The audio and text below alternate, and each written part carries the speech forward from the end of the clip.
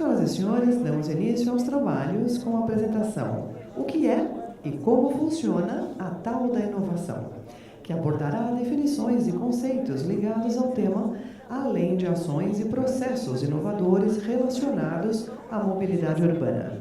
Convidamos para esta apresentação. Vamos receber nesta manhã com uma salva de palmas, Sr. Cilineu Nunes, CEO da Impaia, desenvolvimento corporativo, empreendedor, mentor e acelerador de startups. As senhoras e senhores da plateia podem enviar perguntas por meio do aplicativo Seminário NTU 2019. Por favor, usem o botão Programação. A partir daí, escolham o dia 21 e assim acessar a primeira apresentação. Eu passo, neste momento, a palavra ao Sr. Cilineu Nunes, que irá nos dizer, afinal, o que é e como funciona a tal de inovação. Por favor. Muito obrigado. Bom dia a todos. Para mim é um privilégio estar aqui, poder compartilhar essas informações com vocês todos. Espero que seja mais um dia proveitoso de aprendizado e compartilhamento de informações e networking. Agradeço a organização do evento pelo convite e parabenizo pelo incrível evento que a gente está vivenciando aqui. Bom, nós vamos falar um pouco sobre inovação, que é um tema que está na moda e eu tenho a impressão que não vai sair da moda tão cedo. Na verdade, a gente vem inovando há muitos milênios. O que nós temos hoje é resultado de inovações que foram construídas por nossos antepassados ao longo dos séculos. Mas nós vamos falar de uma inovação diferente, que está acontecendo de forma muito mais acelerada agora. E a ideia é olhar um pouco o contexto em que essa inovação está acontecendo e a gente vai usar a palavra disruptura, porque a inovação está sendo tão forte que foi criada essa expressão e vamos falar um pouquinho o que a gente pode esperar para o futuro. Bom, no contexto, alguém lembra dessa cena aqui? É um filme que me marcou muito, a música é maravilhosa. É um filme de 82, O Caçador de Androides, o Blade Runner, e esse filme falava do futuro. Era uma cidade do futuro, era Los Angeles do futuro, em novembro de 2019. Um detalhe que só quem lê as letrinhas sabe que essas cenas são de 2019, e para quem lembra do filme, tinha veículos voadores que flutuavam. Em geral, era todo um processo, já tinha civilizações de outros planetas e a polícia estava caçando os androides. Os androides eram perfeitos, eram humanos. A gente fica na dúvida sobre alguma das personagens, se são androides ou são humanos até o fim do filme. E o objetivo da polícia e do personagem do Harrison Ford é desativar os androides. Bem, esse futuro chegou. As coisas estão acontecendo numa velocidade muito grande, não exatamente o futuro com os androides e os veículos voadores, mas um futuro de uma disruptura muito grande. Na verdade, se a gente for olhar um pouco a história, a gente vê que nós estamos vivenciando muito mais do que a quarta revolução industrial, como tem sido chamado. A gente está fazendo uma mudança de era. O ser humano saiu da era pré-histórica, foi para a era agropastoril, através da fixação que criou as cidades e do domínio da agricultura e do pastoreio e da pecuária posteriormente. Depois de muitos séculos na civilização agropecuária, que gerou grandes impérios, nós tivemos uma revolução industrial que fez toda uma mudança de produção e de aumento, inclusive, da população urbana versus a população rural. E essa revolução industrial, ela teve três etapas, nós estamos vivenciando a quarta, que é a revolução digital. E é uma revolução que vai trazer uma transformação muito grande, eu estou convencido disso. Nós vamos criar a era digital. E nós estamos tendo a oportunidade de perceber essa mudança de uma forma diferente do que nossos antepassados puderam perceber. Então, o motor principal dessa mudança é a tecnologia dos microcomputadores, microprocessadores. Eu me formei 40 anos atrás em engenharia eletrônica e o meu projeto de formatura usava um chip, um microprocessador muito moderno na época, que tinha 6.000 transistores dentro do chip. Esse smartphone que vocês têm no bolso tem 6 bilhões com B de bola, transistores.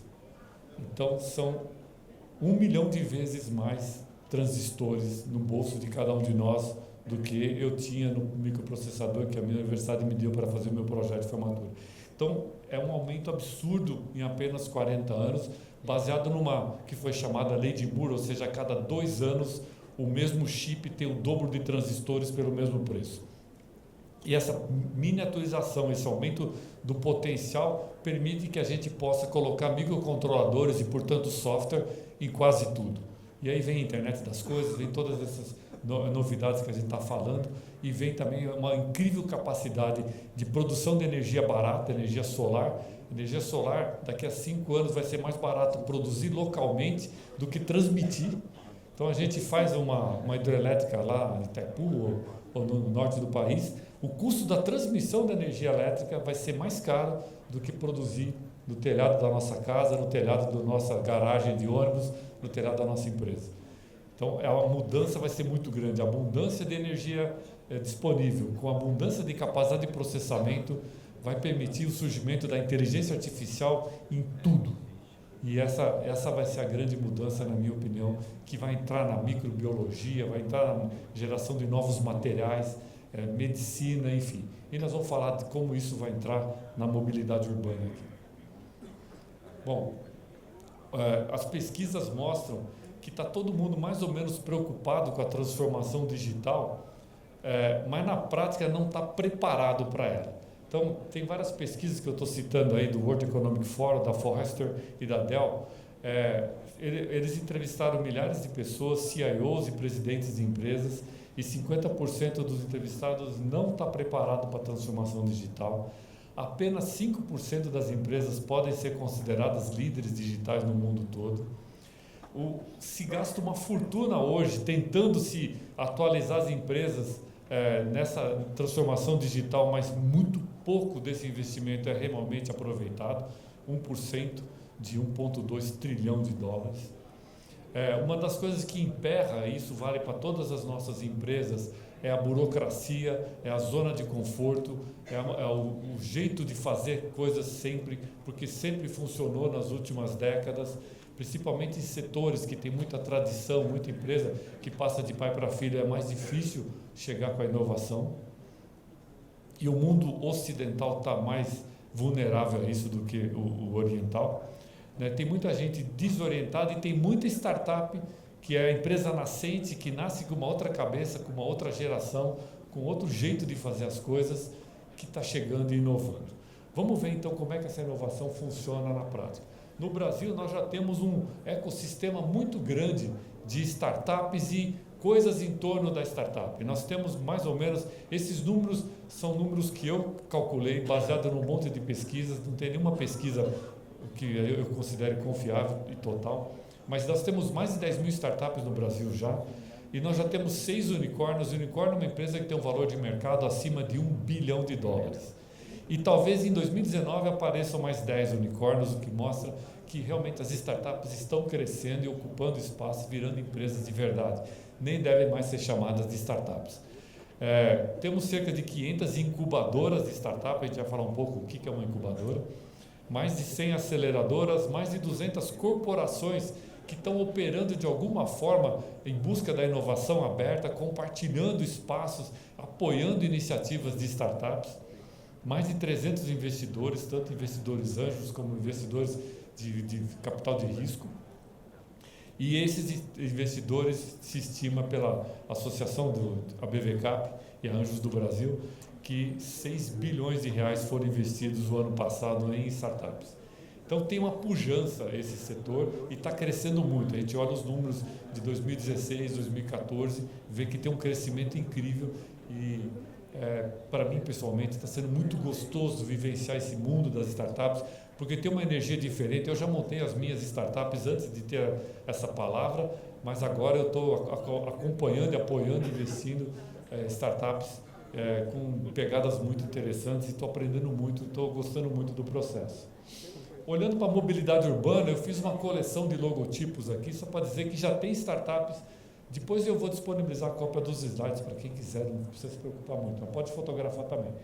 Tem muitas startups já trazendo soluções de mobilidade urbana, né? Algumas dessas eu conheço, experimentei os serviços.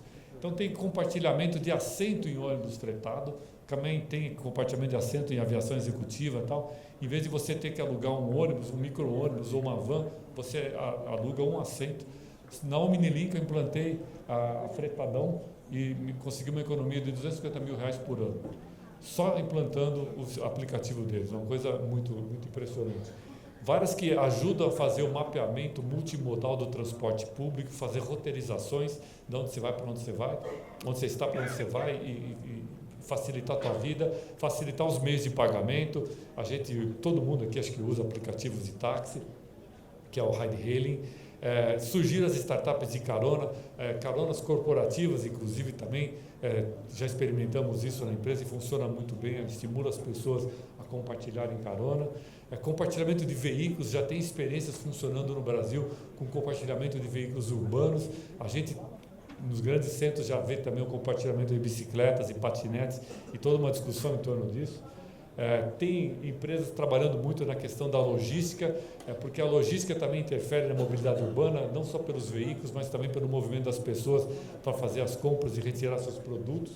E a logística reversa, pegadas ambientais chegando, meios de pagamento eletrônico, essa coisa da entrega. Hoje você consegue pedir a entrega de qualquer coisa, você não precisa se deslocar tanto.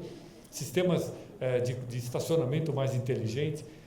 Aplicativos de mobilidade comunitária e compartilhada, mulheres que querem andar juntas, por exemplo, por questões de segurança, então elas combinam pelos aplicativos, formam um grupo e andam juntas nesse grupo. Aplicativos para chamadas de emergência, que é uma coisa muito importante numa cidade metropolitana. E principalmente a gente vê que tem muita coisa que já está se falando, mas ainda não chegou. O futuro com drones, com veículos elétricos, com o Hyperloop, que é aquele tubo que passageiros e cargas andam dentro, veículos autônomos e os táxis voadores, igual da família Jetson lá, está chegando também. Então, tem muita startup trazendo soluções e nós vamos ver algumas hoje aqui mais para frente. Como é que acontece a disruptura? Então, tem muitas dessas inovações não são exatamente uma disruptura, mas a disruptura acontece num processo muito interessante. A gente está muito acostumado a associar a disruptura à tecnologia, mas a tecnologia é um dos pilares da disruptura e, vamos dizer, ela não é nem sequer o mais necessário. Ela é importante, mas ela não é o mais importante.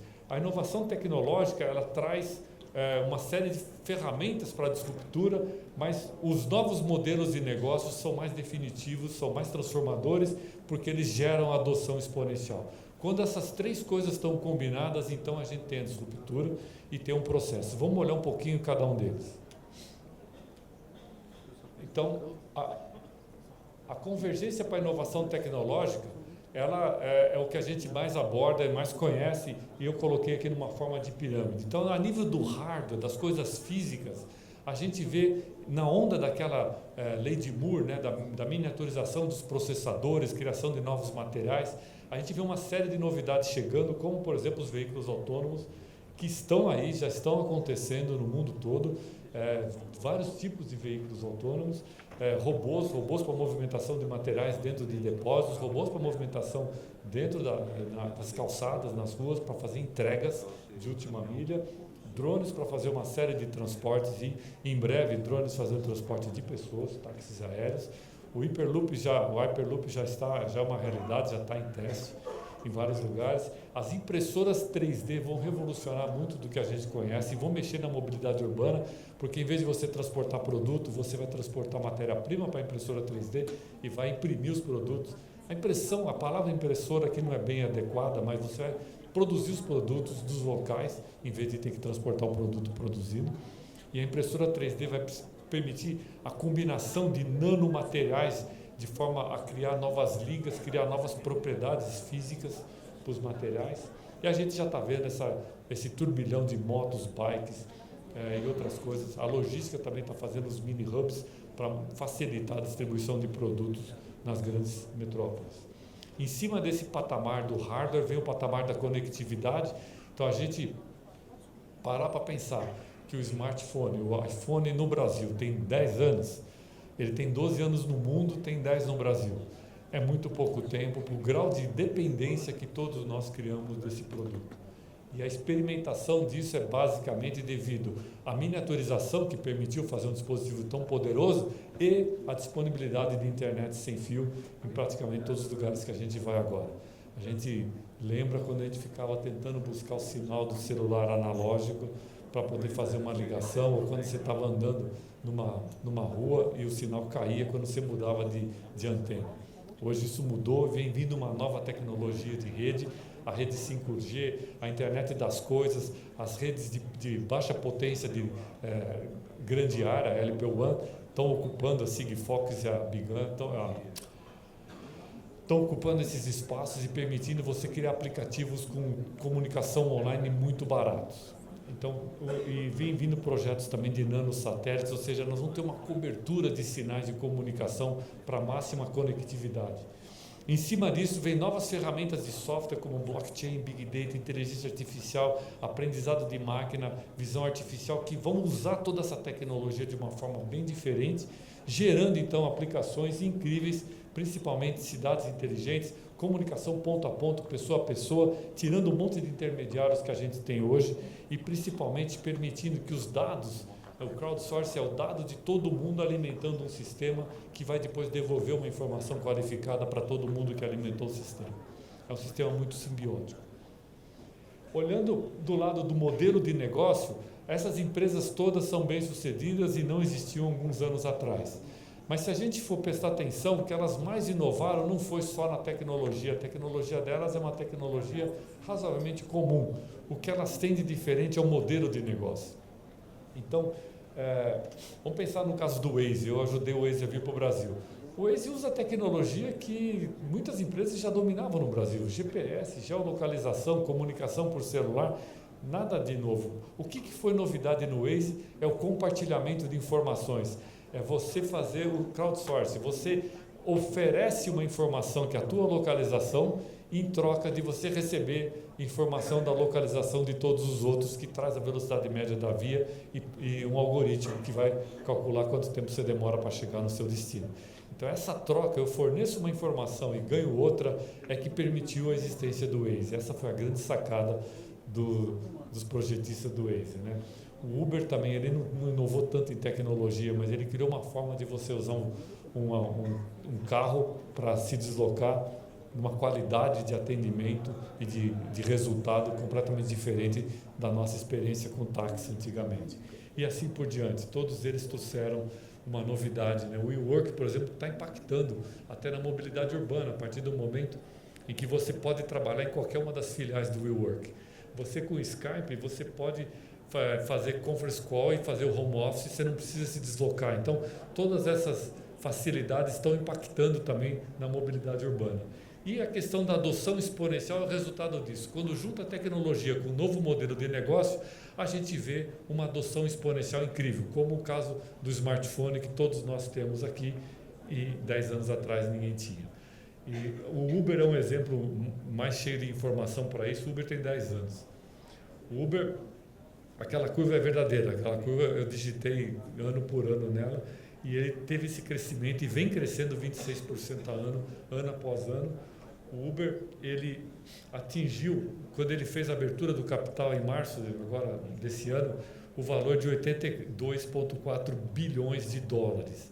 Já caiu um pouco, o IPO é assim, você lança as ações, depois a bolsa tem umas flutuações, mas 82,4 bilhões de dólares é mais ou menos o tamanho da Petrobras na mesma época, o valor de mercado. Quer dizer, se você fosse comprar todas as ações dessa empresa, seria isso, não é exatamente o valor da empresa. Mas é um comparativo que as empresas que têm ações na bolsa permitem usar, o market cap.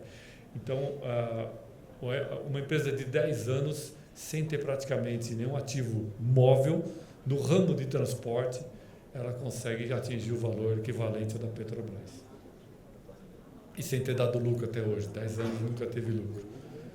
Talvez não dê lucro tão cedo. Bom, como é que é o futuro nesse contexto? O futuro é uma pergunta que eu faço para cada um de vocês. Infelizmente esse verbo não tem uma conjugação boa em português, eu pus em inglês. Mas você vai ser um disruptor ou você vai sofrer a disruptura? É uma opção. Todos nós estamos diante desse dilema. A disruptura vem aí. Nós podemos escolher de que lado nós queremos estar nesse processo. Nós vamos sofrer a disruptura, isso é a coisa mais fácil do mundo, é só não fazer nada, ou a gente vai querer acompanhar o processo e sermos nós também disruptores.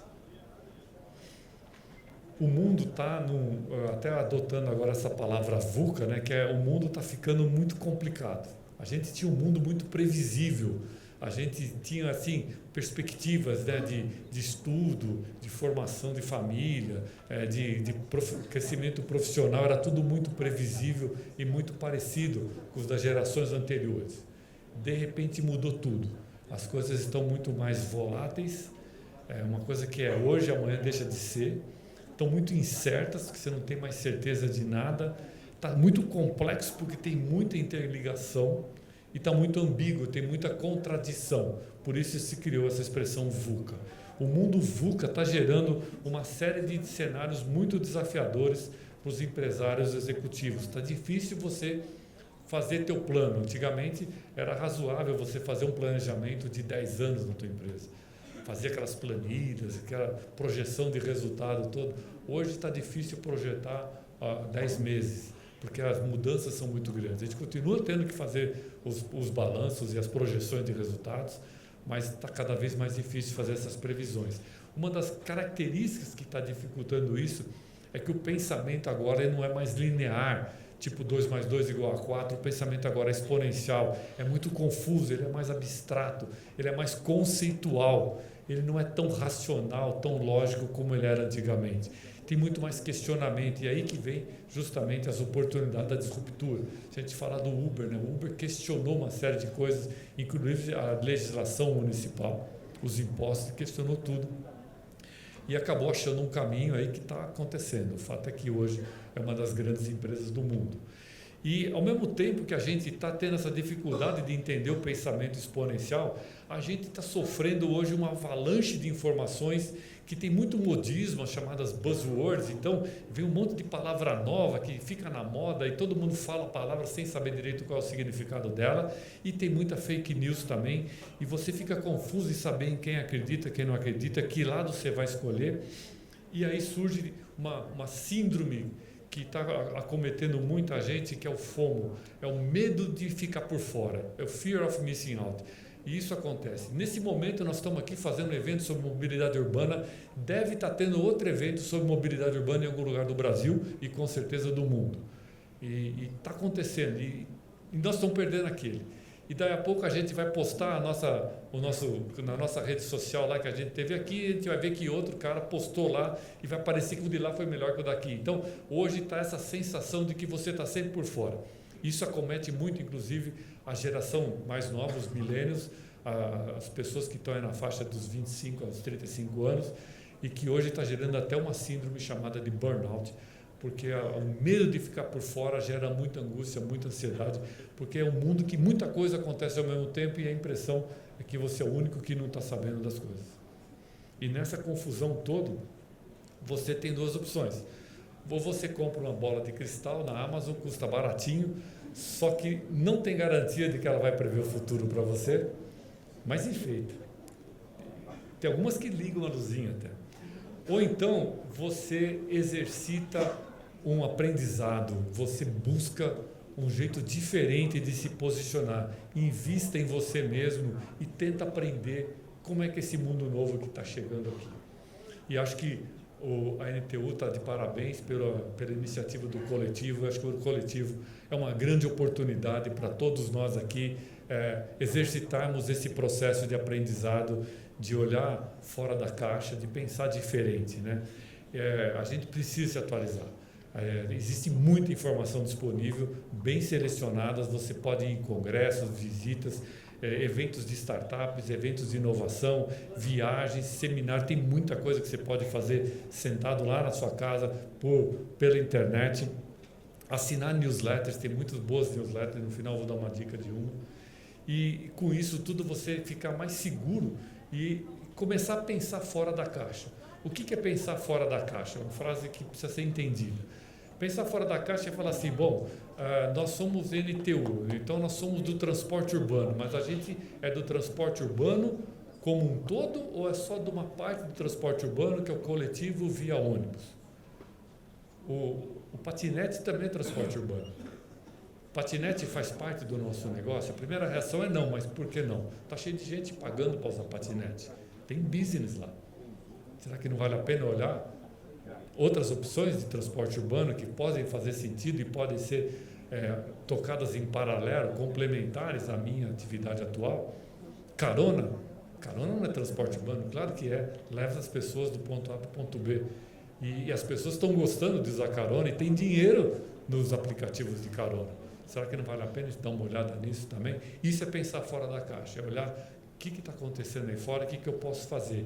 E quando a gente fala de olhar para fora, olhar principalmente para as startups. Opa, não fui eu.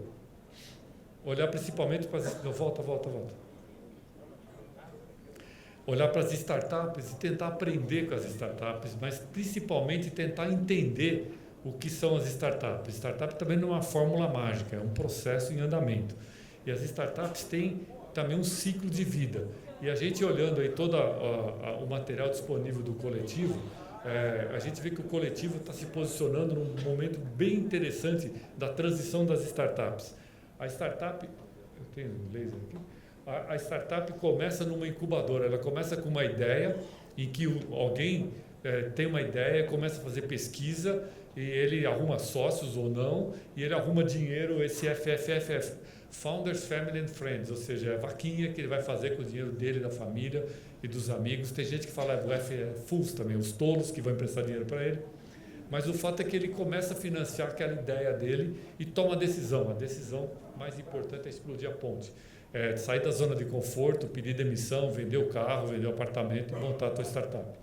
Depois, ele começa a trabalhar e faz o primeiro protótipo, que agora tem um nome bonito que é Mínimo Valor Product. E o produto mínimo valioso, ele permite que você faça POCs, provas de conceito, faça testes piloto, e você começa a sentir que o teu produto realmente faz sentido e você vai buscar investimento maior, porque já está acabando aquele dinheiro que você tinha, busca o investimento anjo. Nessa transição, que você tem um protótipo, está buscando o anjo, você vira startup de verdade e você passar por processo de tração, você faz os últimos ajustes para acertar o produto no mercado, começa a ter clientes e receitas e vai buscar mais investimento para continuar acelerando, porque aquele dinheiro do anjo também já acabou. E aí a coisa dá certo, você vai montar uma equipe, os fundadores têm que credenciar gerentes e diretores e abrir mão um pouco do eu faço tudo, para poder criar uma governança, buscar mais investimento, aí vem investimento série A, série B, e a startup começa a crescer. O coletivo, nós vamos ver hoje mais tarde, tem startups no final da fase de incubação e no início da fase de aceleração. Isso é muito bom saber em que fase que nós estamos pegando a startup, também para ver o que a gente pode pedir para ela fazer pelas nossas empresas. Não dá para chegar para uma startup que está na fase de validação e achar que ela vai ter uma solução pronta. Você vai ter que ajudar a desenvolver a finalização da solução. Uma em fase de tração já tem uma solução mais pronta. Mas o mais importante é essa palavra Gemba, do japonês, que quer dizer vá para o lugar verdadeiro, vá atrás dos seus clientes, vá entender como é que quem é seu cliente. E aí eu faço um questionamento muito bonito que está no site da NTU, da presidente da ATP lá de Porto Alegre, é um artigo dela de agosto, a Estamátula Varda Maratos. Ela fala que, ela questiona se a gente usa usuário, passageiro ou cliente. Na verdade é cliente. Quando você pensa no cliente não é o poder concedente. O cliente é quem realmente paga para você trabalhar e o cliente faz a diferença. Estar no cliente é onde nós temos que colocar o nosso foco. O cliente, ele está buscando soluções. O que o cliente quer é mobilidade e ele quer uma boa experiência, ele quer ser bem atendido e quer ter uma mobilidade como serviço para ele sair do ponto A e chegar no ponto B. E o cliente hoje está diferente do cliente de antigamente. O cliente está empoderado. Esse dispositivo na mão do cliente deu poder para ele. E nós temos que reconhecer que esse poder mudou toda a relação que nós temos com o nosso cliente. Ele não é mais passageiro, no sentido que passa. Passageiro é uma coisa temporária. Entrou e saiu. Não. Cliente é aquele que valoriza o teu serviço, aquele que paga pelo teu serviço, aquele que vai pagar por mais serviços quando você vender mais serviços, aquele por quem você tem que criar fidelização. E o cliente está buscando o quê? Mobilidade como serviço, uma série de coisas que ele está buscando. Soluções para a última milha, soluções de mapa, solução de pagamento eletrônico, ele quer facilidades, ele quer multimodal, ele quer coisas que facilitem a vida dele e que tenha uma boa experiência, pagar um preço justo, ser bem atendido, ter satisfação no processo. Ele também está preocupado com coisas ambientais, com poluição, com barulho, com acidentes, enfim, o cliente ele vai ser atendido quando a nuvem de palavras que ele está pensando for endereçado pelos fornecedores de serviço.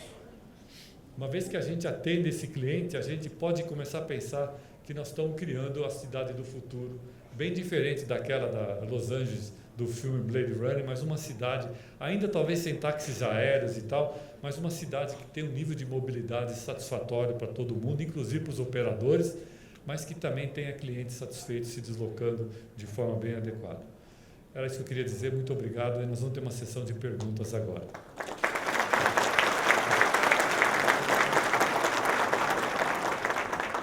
Muito obrigada, professor Cirineu Nunes. As perguntas estão chegando da plateia através do aplicativo e a pergunta que nós lhe fazemos é a seguinte: inovação exige investimentos altos e o setor de transporte público enfrenta problemas de equilíbrio financeiro.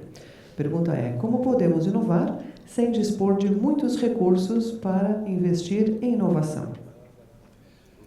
Bom, eu discordo da premissa da pergunta. Tem muito recurso disponível para inovação. É o que mais tem no mundo. Hoje, a capacidade dos fundos de venture capital, private equity e mesmo anjos, family office captarem recursos está incrível. O próprio BNDES agora acabou de credenciar uma série de empresas de private equity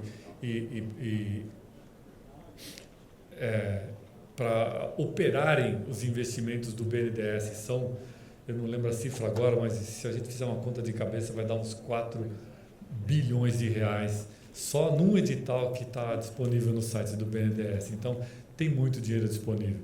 O dinheiro que foi, em épocas passadas, canalizado para os campeões mundiais, os gigantes do Brasil, agora vai ser canalizado para empresas menores com outra pegada. Então, dinheiro para investir em inovação, na minha opinião, não falta. Ao contrário, eu acho que ele está disponível e está precisando de bons projetos, porque também tem muito dinheiro sendo desperdiçado com projetos mal feitos, mas tem muito dinheiro disponível. Acho que é só uma questão de ir buscar. E inovação não precisa só de dinheiro, inovação precisa de ideias. São as ideias que fazem as coisas serem diferentes. Muitas das startups que eu conheço começaram com zero investimento e fizeram coisas incríveis. Muito bem. A próxima pergunta é: o transporte coletivo segue contratos de concessão rígidos.